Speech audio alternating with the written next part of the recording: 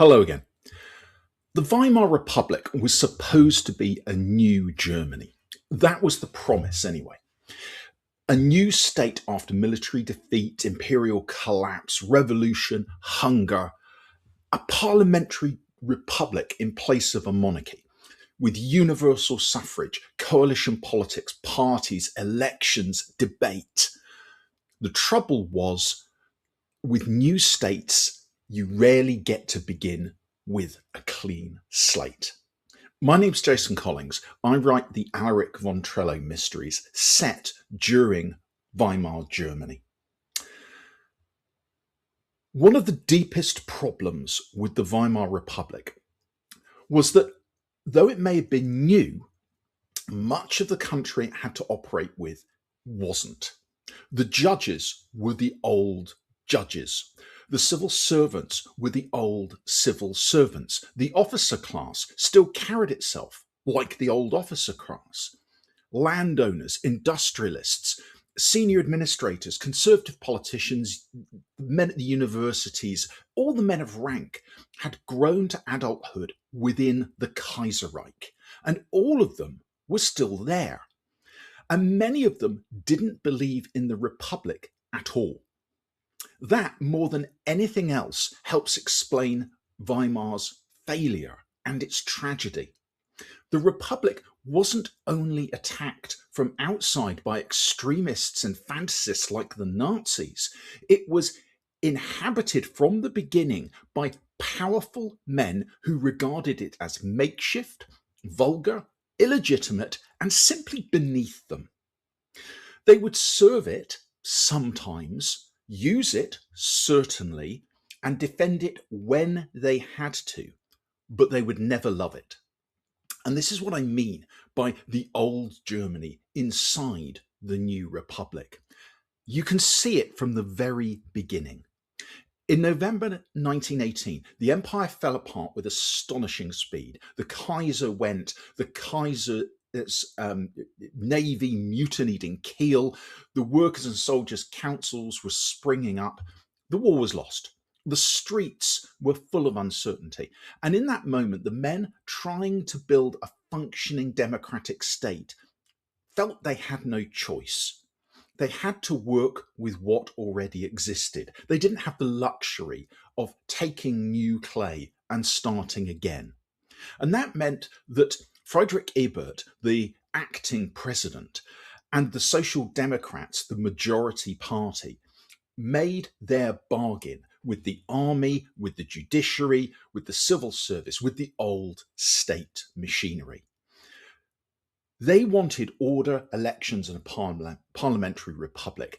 The army and the forces of the conservative right wanted at all costs to avoid Bolshevism and maintain as much continuity as possible. Their great fear was what had happened in Russia, a Bolshevik-style revolution.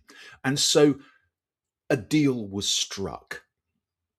And with it, the Republic came into the world tied to institutions that hadn't created it and didn't believe in it.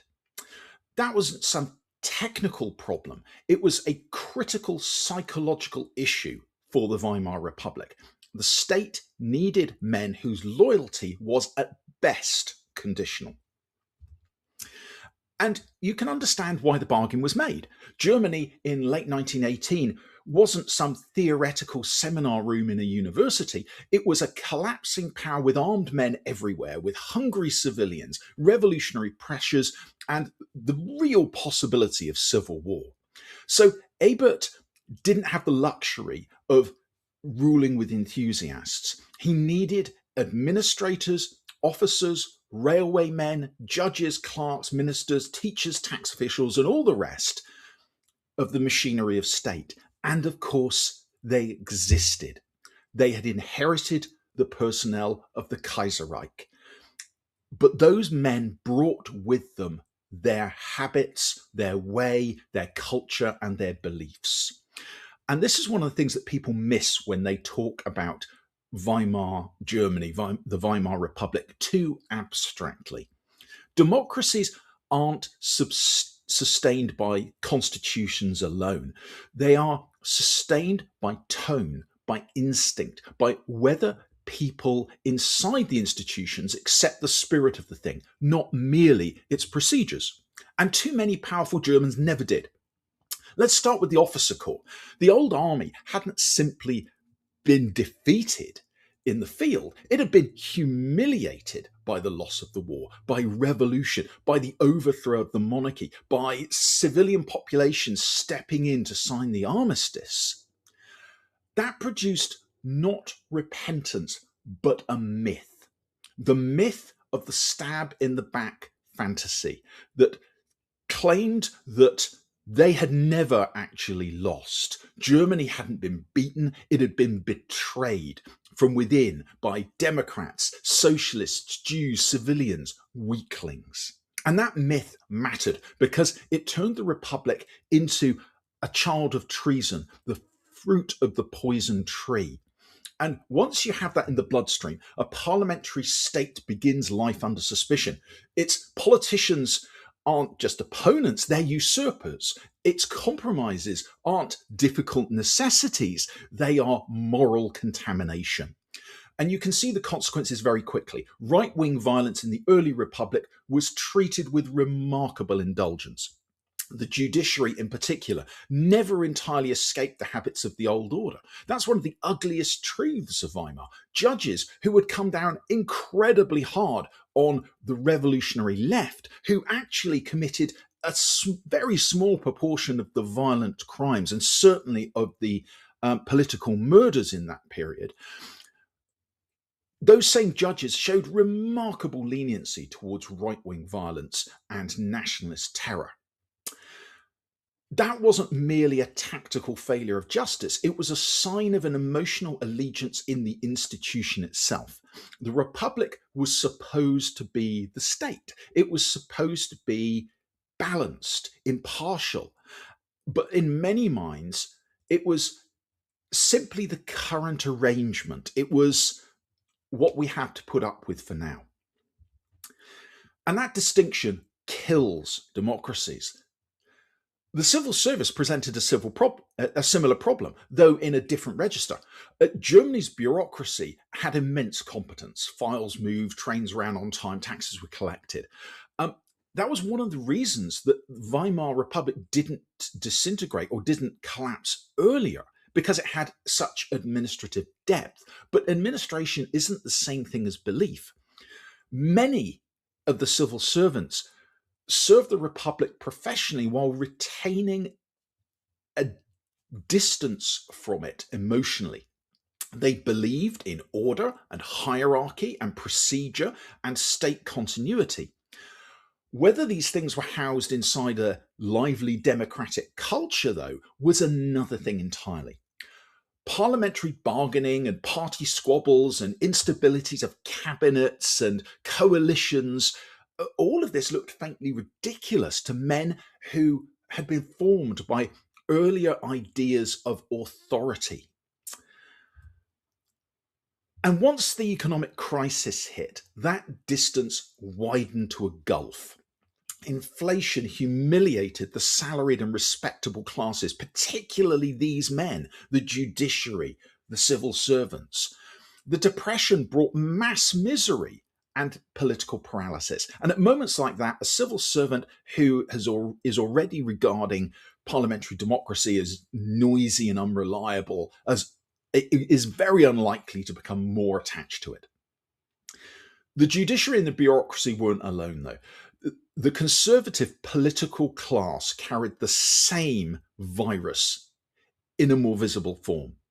This is where men like Paul von Hindenburg and Franz von Papen become so important. Hindenburg was the old Germany made flesh, the field marshal, the monument in uniform, a man who seemed less elected than inherited. His authority rested not on democratic legitimacy in the modern sense, but on memory, prestige, and the deep German appetite for embedded order. He became president of the Republic, but he belonged to it in no way in spirit. He tolerated it. He stood over it. He lent it weight and stabilized it for a while. But he also reminded millions of Germans every time they looked at him that the old world hadn't entirely vanished.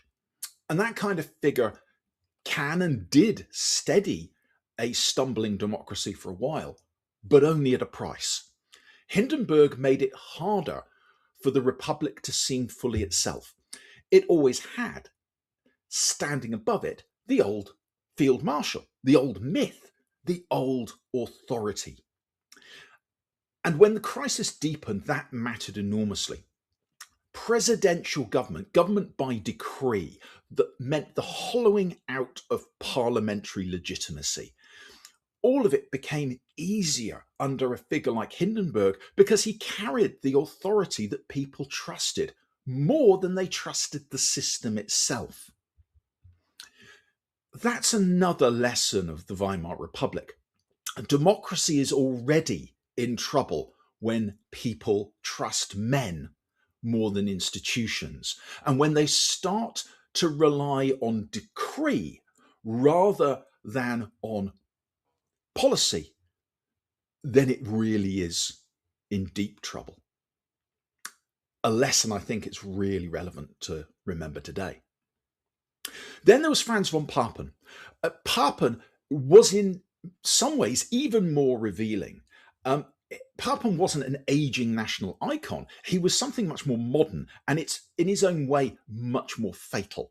He was an aristocratic conservative operator who thought democracy was expendable. He believed men like him, who were clever, well connected, well brought up, well educated, would always be able to manage events and manage events better than this messy democratic process. And these are the people who really kill republics.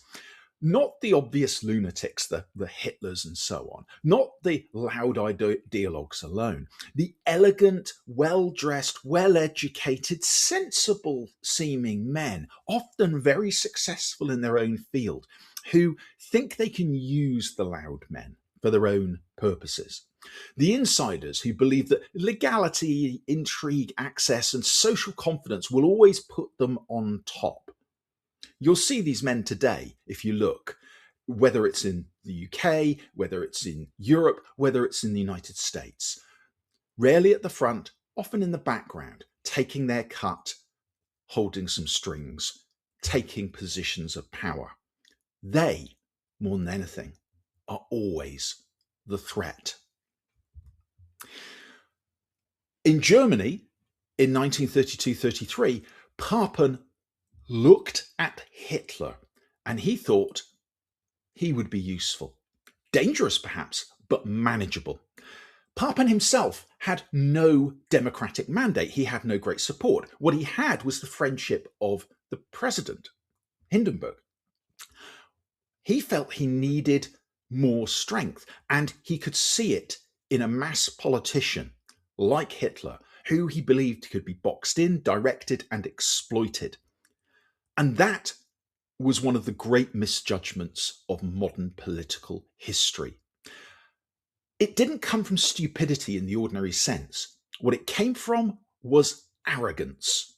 It came from a world in which men of breeding and money and connection thought that they could control a man they privately despised for their own purposes. And that was the old Germany again, not imperial this time, but deeply anti-democratic, certain of its own right to arrange the state from above. One also has to talk about the economic elite, the industrialists, the major business interests, the super rich of their day. They were never a single bloc in simple ideological terms, but many of them shared a deep suspicion of mass politics, labour militancy, socialism, and parliamentary fragility. The Republic was useful to them when it preserved order and defended property, as it did in 1918, 1919. But it was less lovable when it involved coalition bargaining, strikes, social democratic reform, and high taxation. What they wanted was to be left to get on with things. They didn't want chaos. They wanted a firmer, quieter, more reliable form of government that left them to get on and make their money. If this sounds familiar, I'm not surprised. Democracy with strong labour movements and people getting their share wasn't what these industrialists and super rich wanted. And again, this doesn't mean that these men were proto fascists, but because history's rarely that tidy, but it does mean that the emotional reserves of support for parliamentary democracy amongst the powerful were very shallow. They would accept Republican democracy while it worked for them, but few would suffer nobly for it. Few would really fight for it. And when the opportunity came to take for themselves, they would take. This, I think, is what makes Gustav Stresemann, the great statesman of the Weimar Golden Years, so unusual and so important. He was not a naive Democrat. He wasn't an idealist with a sentimentalist side. He came from a national liberal world. He came from an environment in the German People's Party that believed in monarchism. It didn't believe in the Republic, but he learned. He was educated by reality. He saw that Germany could not simply dream its way back to greatness. It had to stabilize, negotiate, work within constraints, restore credit, and rebuild its diplomatic standing. He stands out precisely because he accepted the Republic as a vehicle that was necessary for serious national recovery and rebuilding. He didn't have to like Weimar. He just had to realize that Germany needed it. And that sort of realism was unfortunately rare. Too many of the elites preferred resentment or condescension to the extent that it almost became a national industry. And that's another point worth dwelling on. The old Germany inside the Republic was not just a set of institutions, it was a mood, a culture. It lived in drawing rooms and officers' clubs, university common rooms, judges' chambers, and most of all in the newspapers. All the places where men of standing reassured one another and those who listened to them that this vulgar parliamentary interlude wasn't the last word for Germany. You can feel it in the language of the period. The Republic was tolerated, it was mocked, it was manoeuvred around and blamed. It was rarely cherished. It was referred to as the system, or November, in reference to the November criminals of 1918. It was an arrangement one had for now, and it was seen as temporary. There is a terrible chill in that language. A country cannot remain free for long if too many of its powerful men speak of freedom as though it were an inconvenience. And it wasn't only the powerful at the top. That old Germany lived in the habits lower down too, in the schoolmaster who preferred authority to argument, in the clerk who disliked party noise, or the officer who believed civilians were morally not serious. In the provinces particularly, there was a conservative mindset. All of these reasons are why the Weimar Republic became so fragile. The Republic had laws, it had offices and elections and all of those things, but it lacked something that was difficult to create, a sufficiently broad governing class supported by a mass of the people who all believed the state was important and morally theirs. And you can survive radicals on the fringes for a while, people like the Nazis, or on the left, the KPD, the communists. But it's very hard, almost impossible, to survive if you don't have a belief at the center. By the early 1930s, that weakness had become fatal. Economic collapse post the Wall Street crash leading to mass unemployment and political deadlock, didn't create the anti-democratic sentiment out of nothing. They revealed how shallow the roots of democratic commitment were. Once parliamentary politics looked incapable of action, and once compromise appeared to be paralysis, once the social temperature started to rise, men shaped by that old Germany and that autocratic ideal did what they'd always been inclined to. They looked upwards and backwards. They said, who is going to save us? Where is the authority? Where is the strong man? They started by looking at Hindenburg, asking that he rule by decree. And he did. It was his inclination. They looked towards cabinets insulated from parliament, appointees, not politicians. They looked towards the fantasy that mass politics could be neutralized without losing control. And that's where the old Germany inside the new republic finally helped to kill it. It didn't do so alone, of course. The Nazis weren't marionettes. They weren't a sideline. They were vital to the story. Their street violence was real. Their propaganda was real. Their mass politics was very, very real. But the Republic's enemies, in the Nazis, were only a part of the story. The other half lies in the men who never became its friends, who should have defended it, and chose their own interest and their own authority instead. That, in the end, is what I think it's vital that we understand about Weimar, not only from a historical perspective, which is interesting, but also to understand what happens in a democracy, in a republic, when we lose sight of these lessons. It was not simply a democracy assailed from outside. It was a democracy living in structures, habits, and social imaginations still shaped by the old order. The building had changed its name, but too many of the occupants still preferred the old owner. And that's why the Republic could function and still remain unloved. It could survive crises for a while and still remain emotionally homeless amongst its own elites. Once a crisis severe enough arrived, it all went to hell. The old Germany outside the new republic had waited, it had watched, sulked and maneuvered and endured. In the end, it did what such worlds often do.